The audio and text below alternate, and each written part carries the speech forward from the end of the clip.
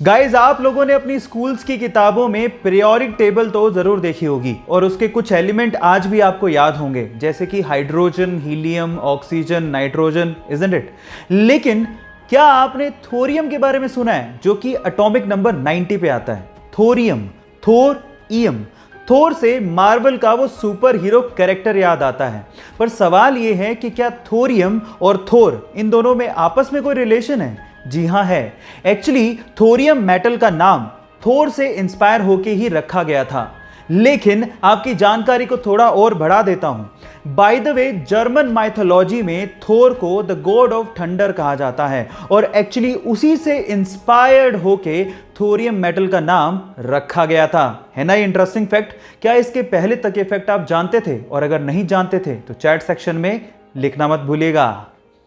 Guys, ये आपने science की किताबों में जरूर पढ़ा होगा कि कोई भी एटम या एलिमेंट 3 फंडामेंटल पार्टिकल से मिलकर बनता है, इलेक्ट्रॉन, प्रोटॉन और न्यूट्रॉन। लेकिन उसमें इलेक्ट्रॉन सबसे ज्यादा स्टेबल फंडामेंटल पार्टिकल है। इनफैक्ट ये पूरी ही यूनिवर्स में सबसे ज्यादा स्टेबल है। वो कैसे, मैं आपको बताता हूं। एक्चुअली एक इलेक्ट्रॉन 60,000 योटा ईयर्स तक एग्जिस्ट कर सकता है।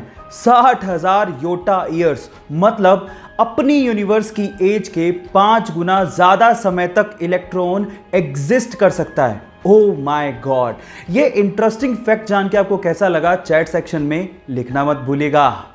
पीने के पानी की कमी और साफ पानी के खत्म होने का डर आज हर देश में है। जहां एक और सभी देश पीने के पानी की कमी के चलते परेशान हो रहे हैं, वहीं रशिया के साइबेरिया में एक झील ऐसी है जहां पर दुनिया का 20% फ्रेश यानी कि साफ पीने लायक पानी मौजूद है। उस झील का नाम है झील बैकाल। जी हाँ गाइस, इसमें दुनिया के 20% साफ पानी का भंडार है और उसके अलावा ये झील लगभग 1600 मीटर गहरी है और दुनिया की सबसे पुरानी झील भी है। नाम है झील बैकाल। ये इंटरेस्टिंग फैक्ट जान के आपको कैसा लगा, चैट सेक्शन में लिखना मत भूलिएगा।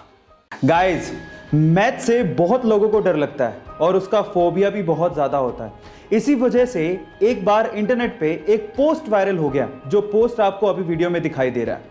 मैं आपको उसका ट्रांसलेट करके बताता हूं। इस पोस्ट में ये लिखा हुआ था कि परसेंटेजेस आर रिवर्सिबल, मींस जो 25 का 8% होता है उतना ही 8 का 25% भी होता है और उनमें से एक को आप आसानी से अपने दिमाग में ही निकाल सकते हैं। इसका मतलब मैं समझाता हूं। मतलब यह है कि अगर आप 25 का 8% निकालने बैठोगे तो वो उतना ही आएगा जितना 8 का 25%, और 8 का 25% निकालना बेहद आसान है। 1/4 ही तो करना है और 8 का 25% यानी कि 1/4 कितना होगा? 2।